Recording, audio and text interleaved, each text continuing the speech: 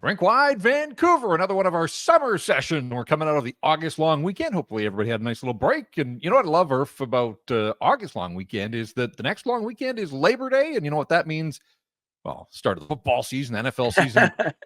Labor Day is just that time of year, right? And of course, what it really means is that hockey season can't be far behind. So I know we're in the dog days of summer, but we got a little bit of Canuck news to talk about since the last time we did one of these, and that is that Rick Tocchet's got a little side hustle. But before we get to that, just want to mention that Rink Wide Vancouver, through the summer months, a presentation of the Vancouver Canadians. And it may not be hockey season right now, but it certainly is baseball season. Seas are out at the Nat all week. Warm weather, beautiful nights. Get out to Nat Bailey Stadium and cheer the boys on. Fireworks extravaganzas on Thursday nights, nooners on Fridays, a great excuse if you need one to get out of the office a little early, start your weekend there, and then on the weekends, family fun Sundays as well. Games are going to be packed as they work their way to the playoffs, so get your tickets early. Do not wait.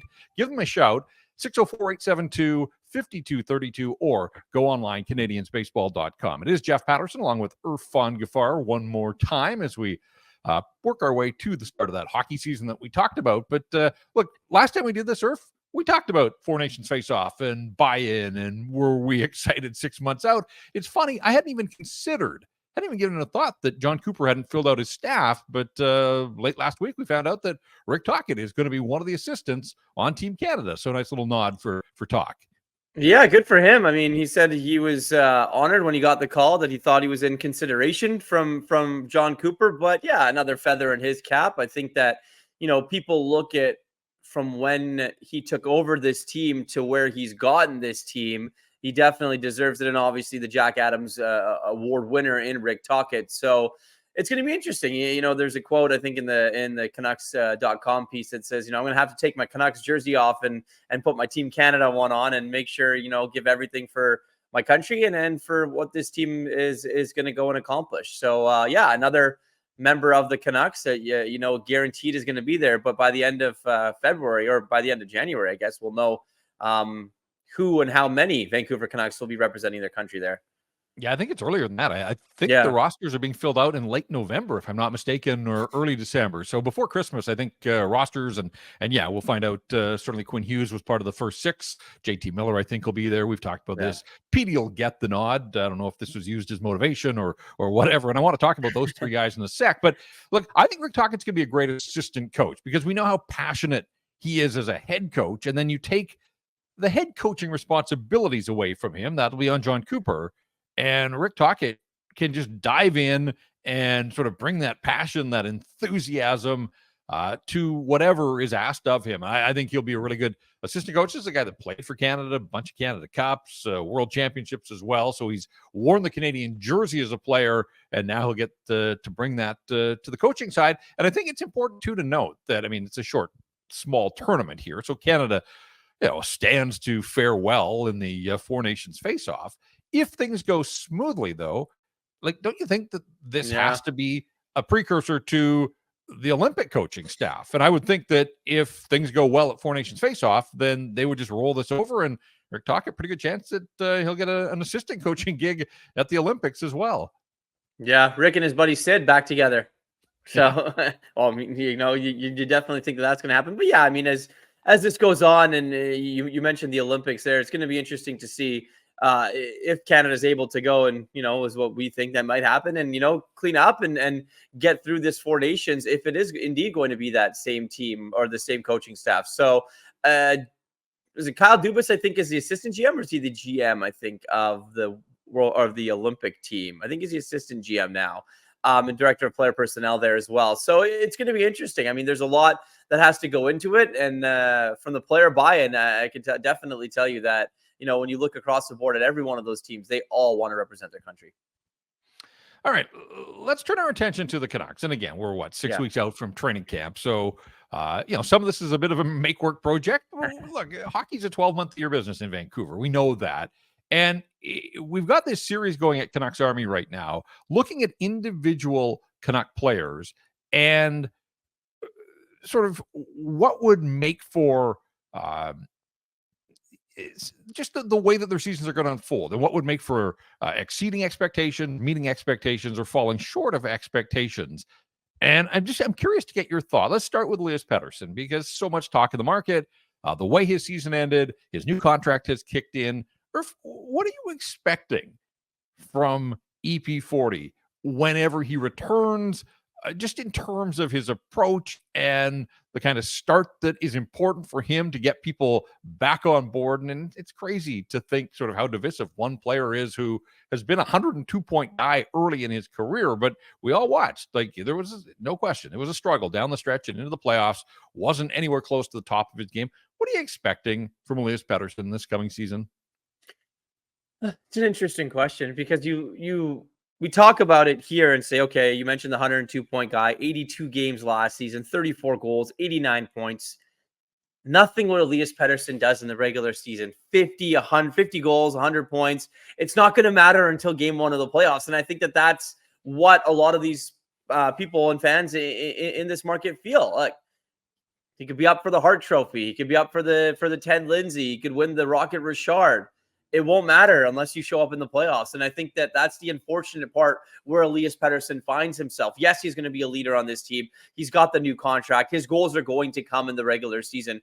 But like you mentioned there, Jeff, I think it's going to start to matter in March and April and May is when we see Elias Pettersson not peak in November and December, but you need to see him peaking at that point in the season when they need him the most. And then obviously when the playoffs begin. So if you're, getting me to put a number on it, I mean, 82 games is 82 games. Like, he's been pretty good at staying healthy for the most part in his career. So if he stays healthy and can get through 82 games again, I think that, 30 plus goals is definitely an expectation. I think 89 points is definitely realistic for him as well.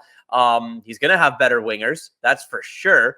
And are those wingers going to help him get the puck to put in the back of the net, or is he going to be a facilitator? That's going to be fun for me to watch and see kind of what that line looks like and what they're going to make. But it's got to be around the same. It's got to be right around that 90-point mark for Elias Pettersson. And that's just saying if he stays healthy. Yeah, I have no doubt that he's going to pick up his points. Like, if last year was considered somewhat of a disappointment with the way it ended, he still had, as you said, 89 points. And that was with a winger who had one goal after Christmas. Like that, you just stop, and we all know that, but you stop and you think about it. Like, what could his point total have been if Ilya Mikheyev had just finished even a little bit more? And the power play, now it went hand in hand because Petey is a part of the power play that went far too cold down the stretch. Yeah. For me, I guess the bigger question is, like, again, I think he's going to come back, and we know, like, people doubting him seems to fuel him. And he, as much as he doesn't like the noise, he's aware of it. There was a lot of chatter, but it is different. Like, the contract is kicked in now, and with that money comes even greater expectations. I guess my concern is if he gets off to any sort of slow start, what does that do for him and the noise level in the market and criticism and all that kind of stuff? So how important do you think it is that not only a quick start, but a smooth start where he looks a lot more like first half Elias Pettersson from last season? Well, I can tell you right now, he's been training every day, hasn't missed a beat in any way, shape, or form in this offseason as we get ready for, the start of the new the 2024-25 campaign. So that's a good thing for Canuck fans not to have to worry about. The knee's not bothering him at all. He is skating. He is working out. He is doing his thing. But yeah, you're right, Jeff. I think a slow start would be scary for a lot of people, especially, people that cover this team a lot and people that are fans of this team. But he's a different cat. I mean, that's what we've said for so long. He reads everything. He listens. He knows what's being read and said about him. And if you're going to be one of the top 5, 10 paid players in the National Hockey League, you have to perform like a top 5, 10 paid player in the National Hockey League. And the Austin Matthews are going to get theirs. The William Nylanders are going to get theirs. Mitch Marner, guys like that who are making a ton of money. Connor McDavid, obviously up there as well. Now, Elias Pettersson, yes, we've talked so much about him and how he's worked his way into that upper echelon of being talked about NHL players. But now your team needs you. And now, with great power comes with great responsibility. Well, with great money comes great responsibility as well. And Elias Pettersson definitely has both of that. All right, let's just take a quick second here, because you mentioned the fact that he's working out, that the knee isn't bothering him. It reached sort of the absurd in this market. And I know you heard the chatter, and so did I, that at some point that knee required a medical procedure. And I think you can flat out put that rumor to bed, right? That's it didn't happen. Unless it's going to come out later and say it was minor, it didn't happen. Okay. Yeah, I know that, his training has been full go. He's been working out as he would to get ready for the start of the next season. And I think he's excited. And we mentioned off the top, and I think it's no secret to everyone here that he is going to be motivated. He's going to want to look at those playoffs and be pissed about the way that he played. He's going to look at the criticism from the market and say, I need to be better. I think he understands. I think from talking to his camp and obviously his agents, he knows where he needs to be and the responsibility. Money's money, but when you're a big ticket guy, you're dependent on night in and night out. And if it goes bad and you're not playing well, the responsibility is solely going to come on you. So yes, there's JT Miller. Yes, there's Brock Besser. Yes, there is Quinn Hughes that are all making a ton of money in there, but you signed this north of $90 million extension. You got to be that $90 million guy on and off the ice. $90 million guy, a 92-point guy in Quinn Hughes last year. Like Norris Trophy, hands down the best defenseman in the National Hockey League last season. The voters got it right. What does he do for an encore? What does he have to do for an encore? And I ask you this, Irf, when a guy gets to 92 points, can he get to 100? Is 100 points possible for Quinn Hughes? I think so. I mean, look, this is another guy that played 82 games, Jeff. You look at this team, and from the guys that we mentioned and the guys that you wrote about, like JT Miller, Quinn Hughes, Elias Pettersson, Brock Besser, they missed 2 games. JT Miller and Brock Besser missed 1 each. Quinn Hughes and Elias Pettersson both played 82. Right. That and just helped. Let me just stop you there. The game they missed was game 82 in Winnipeg, right? Brock didn't go. JT didn't play, but they both could have played if they had to. So you go a little further. I did this last week. I was just looking, like their top 7 scorers missed 4 or 5 games total. And a couple were Höglander healthy scratches, and a couple were game 82 in Winnipeg. Like that's been a sort of underreported part of, like, in order to have team success, you got to have your best players available. Dakota Joshua was the most significant injury among the highest scorers they've got. Now, Carson Soucy missed time, and Suter and Bluger, and obviously at the end, Thatcher Demko. But in terms of their scores, like that's going to be damn hard to repeat this year. It's just luck of the draw. You can never plan for injuries, but to miss 5 games from your top 7 scorers combined, that's going to be something that I think is going to be really tough to replicate. But yes, Quinn Hughes, completely durable, and outstanding in the regular season. We know that he was a focal point of both Nashville and Edmonton, as he should have been, and struggled to produce at the same level in the playoffs that he did in the regular season. But now that he knows what goes into making a Norris Trophy type of season, what do you think he does for an encore? 17 and 75, right? That's a lot of assists for Quinn Hughes, and a lot of it was on the power play, right? So if the power play can click and work, and Quinn's going to get it because he has the puck a lot of the time on the power play. Everything goes through him and probably JT Miller on that Canucks power play unit. So they're going to get theirs when it comes to that. I think a 100-point season as a defenseman is difficult. I mean, you look at when Erik Karlsson did it just a couple seasons ago in San Jose, but Erik Karlsson was on the ice for like 25 minutes a night, and he had the puck all the time. So there wasn't very many other players that were near the level of Erik Karlsson, the way that he was playing for San Jose when he did that. For Quinn Hughes, I think it's going to be a bit different. I think that, I don't want to say a step back, but I think, you look at him in 92 points, I think it's going to be a little bit less than that. But you can count on him getting those power play points. You can count on him, shooting the puck and getting the puck through the net and with traffic in front, hopefully for tip-ins and stuff like that. But I think the assist total are going to be down. I think he might get more than 17 goals, though. I think he's going to shoot a little bit more. I think there's going to be a little bit different things happening. So let's say 20 goals for Quinn Hughes as a defenseman next season. No, I like that because I think he's a guy that, people criticize the shot. He worked on the shot. He showed last year, 17 goals. Yeah, I mean, a bounce here or there. I think he can get to 20. 100 points. And look, Karlsson got there, but on a terrible team where I think over the last couple of months, it was all about Erik Karlsson and his point totals, right? Just jacking his point totals. Results didn't matter. And so Quinn was in a much different situation. last year on a good Canucks team that was pushing for a division title and trying to get ready for the playoffs. 100 points seems like a stretch to me, but I don't like betting against the player. No.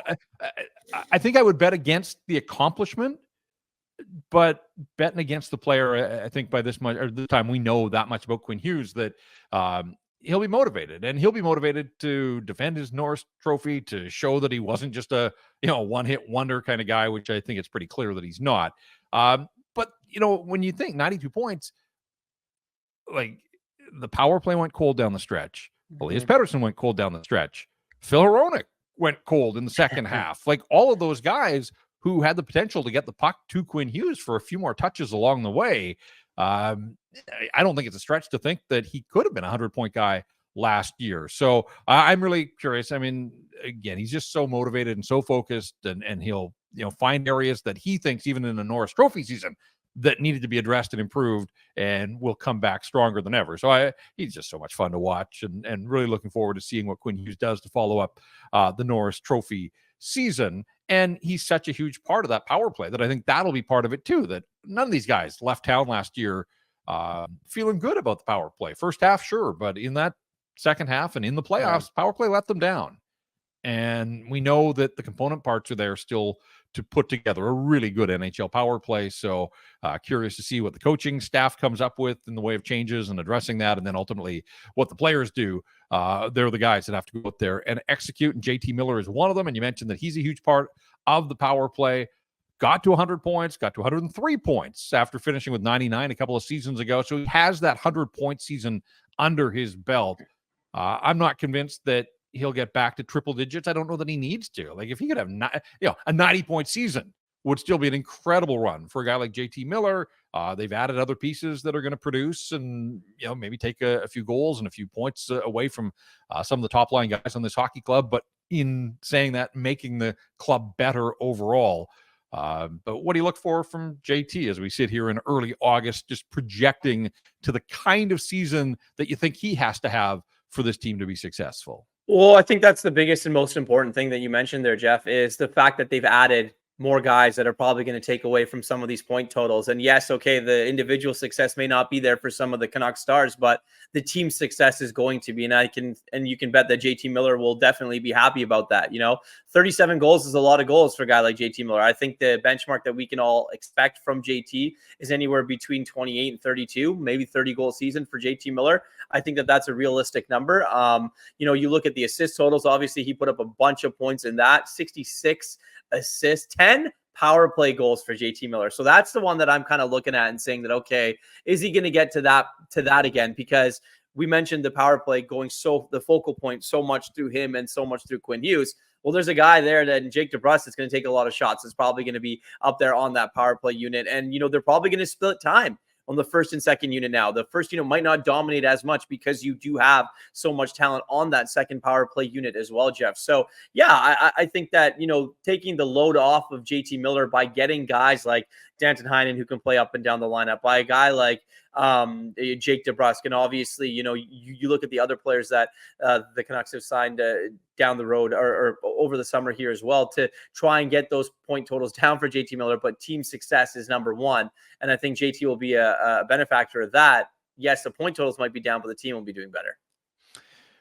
We'll leave some other players for future episodes. Got to have something to talk about here in the summer months. So we won't go through the entire roster, but I think you bring up an interesting point with that second unit on the power play. And look, we do this every offseason. We talk about what the second unit might look like. And then ultimately you get into the season and you ride your horses, right? I mean, best case scenario is that your first unit goes out and scores every single time and the second unit never sees the ice, but it doesn't work that way.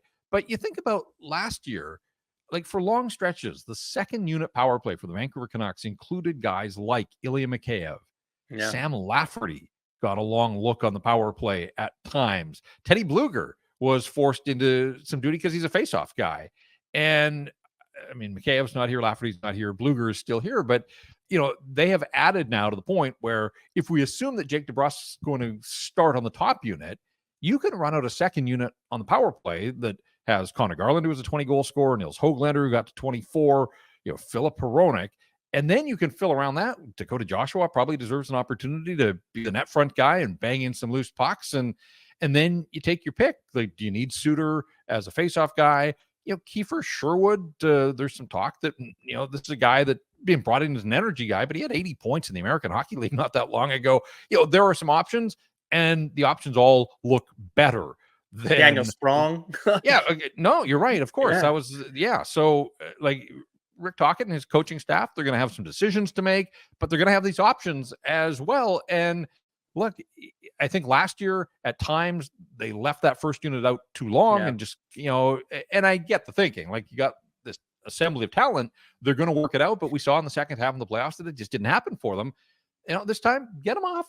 You've got a second unit that looks like it has the potential, depending on whoever they decide to go with in the formations. But I think we might see the second unit get a little more love from the coaching staff this season. Absolutely. And I also think it's about managing your players' minutes as well. Like, you don't want to have guys out there eating monster minutes. You know what your end goal is. It's to go past what you did last season. That's game 7 of the second round against the Edmonton Oilers, and hopefully make the Western Conference final and fight for a chance to compete for the Stanley Cup. I think that's the goal. I think when you look at the mindset of everyone from the top down, from ownership to president to general manager to head coach to players, it's all one mindset now, and how good you can be. How much better this team is on paper than it was last season. I think that you're going to see, some moves being made, if not before the season, during the season to try and shore up, that blue line and maybe even some additional pieces once the season starts to kind of see and feel out what you need to do to improve your team. These guys are always trying to think about how to improve their team. So the goal is to make it and fight for a Stanley Cup here this season. And it's going to be interesting to see the deployment of minutes and load management is going to come into consideration at some point in this season, depending on where they are. And, of the guys that we've talked about here so far, health, that's the biggest thing, right? Everyone can play 82 games, for in your career at least once or twice, but to be able to do that consistently is a very difficult thing. Well, the Canucks think they were strategic in the money that they spent in free agency. The moves that they made didn't make the big splash that a team like the Nashville Predators did, and it's still going to take some getting used to seeing Steven Stamkos in a Preds jersey. But Irf, I know that you have looked at the odds boards, and what are they telling you about the Nashville Predators? Yeah, you mentioned Kiefer Sherwood, obviously a former member of the Nashville Predators and a pain in the ass for the Vancouver Canucks. But this segment is brought to you by Bet365, proud partner of Sekeres & Price Canucks Conversation. Yes, Jeff, you and I here at Rink Wide Vancouver. Open an account with Bet365 today, but on a huge range of markets. So whatever the sport, whatever the moment, it's never ordinary at Bet365. An interesting one. So just kind of going through stuff and looking at division winners. I didn't want to pick the Pacific Division because that one would be too easy. But I like the value on the Nashville Predators at plus 333 to take that division. The Colorado Avalanche, I don't really know what they're doing. Like, they signed Oliver Shillington, the other day to give him a shot. The Dallas Stars are going to be the Dallas Stars. It kind of now seems like the tide is turning there a little bit, where the young guys are going to have to start to come and carry the load, in the Wyatt Johnsons and obviously Logan Stankovens of the world. But I like the Preds. I like that mindset. I like what Barry Trotz is building over there. So I like them to win the division. Whether they win the Stanley Cup or not, who cares? For this purposes of this conversation, Jeff, the Preds to win the division gives you some good value. Yeah, Steven Stamkos and Jonathan Marchessault. So an injection of offense for a team that, its season ended with a 1-0 loss at home to the Vancouver Canucks, and they were crushed because they felt lines now. Yeah, well, I mean, look, the Canucks felt that they could have and should have beaten the Oilers. I think the Predators felt they gave the one game away with the late game collapse, and then Colton Sisson's having a tough summer, I'm sure, thinking about the post on the empty net, and then a 1-0 loss on, and the Canucks beat them all 3 times at Bridgestone. So Barry Trotz wasn't messing around, goes out, spends some of that dough that they really haven't done an awful lot of on July 1st in years gone by. So it'll be interesting to see how that pays off, but I like that one. And it's still a tough division with Dallas and Colorado, obviously, but it seems like there is some value there with the Preds. Look, by the time we reconvene and do another one of these episodes, the Olympics in Paris are going to be over, but we spent a little time last time talking about the Olympics and how much we had consumed, and that was early. That was after the first weekend of the games. Obviously, it's been the summer of summer, but what about our boy from Nanaimo, Ethan Katzberg, the Hammer? Putting the hammer down. All it took was one throw. Imagine being that good at your individual sport, just one throw, you can walk off gold medal. That was awesome because every other one was a foul, I believe. Yeah. But yeah, that was fun to watch. And he was just laughing too. After the next couple, he started laughing and then fouled the third. He's like, I'm gonna win anyway. So the nerves, the excitement, all of that, but good for him.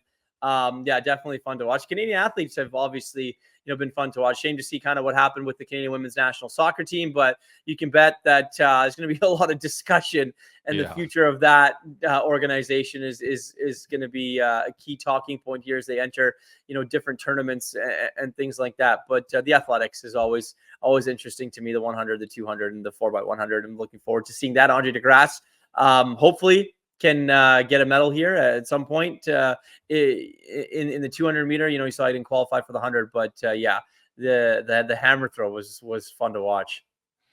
It's funny because there's always those sports that don't get much attention, and then you get the Olympics, and like I guess I'm sort of I think hammer throw, it's brute force, and then you look at the guy and it's all about like the levers, long arms, and the technique. The spin is incredible. The speed that he's staying in the circle. Yeah.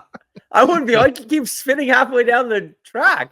Oh man, there must be like a blooper reel of like missed throws in the hammer that just go into the screen there that completely and that's the other thing. Like I think it's for the protection because like they're running track events while guys are throwing hammer, and like that the opening is pretty damn narrow, really. All think like there's a precision element to it on top of the spin and the speed that you have to generate and everything else. So yeah, it's wild. I mean, I do have an appreciation for the amount of time and effort that these guys put into their training for some of these sports that just don't get the pub that they probably deserve, but then they come to light at the Olympics. And it's the same in the winter, bobsled and some of those sports that people don't watch or talk about an awful lot, and then you see them in their moment getting their glory. So it was awesome. And as we record this, Ethan's got his gold, and Cameron Rogers from Richmond, she's probably going to join him. We hope that that's the case. So a little shout out prematurely before she throws a hammer as well for Canada. But yeah, I mean, look, it's been terrific. It's coming to an end. That's the sad part, but been a good 10 days so far. And yeah, we'll see what is left here on the docket as we build to the grand finale and the closing ceremonies coming up on the weekend. Well, I'll tell you this. I very early in my career, Howard Samura and I was an intern, I think, at the province, and I went out with him to cover the high school. I think it was athletic championships out at Swangard Stadium. So the people at the Olympics definitely have a better eye than of watching the hammer come in and the javelin come in than they do at the old Swangard Stadium for some of those events, because that must be the most difficult job to do, is to make sure where the javelin's going to land and where the hammer throw and all of that. I don't want to get paled by a javelin there at the old Olympics, but yeah, it's definitely going to be fun to watch over the next little bit here. All right, well, let's conclude here, short and sweet, as we push through the summer months here. We'll have another episode next week, and then I'm going to sneak away on a little vacation that'll take us through Labor Day. So we'll have one more of the summer sessions here, and we'll see if there's some Canucks news to break down. If not, we'll find some talking points. We always do. It's what we do. So yeah, we'll reconvene here sometime next week and push out another episode of Rink Wide. In the meantime, if you haven't been checking out Canucks Army, and I mentioned it and we touched on it a little bit, but great series right now about expectations meeting and exceeding and falling short of all the Vancouver Canucks, so not just the top end guys. And so there will be a piece out daily on a different member of the Vancouver Canucks, plus anything else that's happening. If you're not looking at, if you're not checking out Canucks Army, you should. Guys at Canucks Convo are going a couple of times a week as well. And Matt and Blake have scaled things down, but Sakaris and Price 3 times a week as well. So no shortage of Canucks coverage and local Vancouver sports coverage as well, all here at the Nations Network. But that's going to do it for this episode of Rink Wide. Again, if you don't want to miss an episode, make sure that you're subscribing to our YouTube channel. Follow us on all of our socials as well, and you will know immediately when a new episode has dropped. Our thanks to Jacob and Mike, working hard behind the scenes, as they always do for us here at Rink Wide Vancouver. But for Irf, this is Jeff. Thanks so much for checking us out. Until we do this again next week, Irf, have yourself a great week, and we'll get back at it sometime next week. You've been listening and watching Rink Wide Vancouver.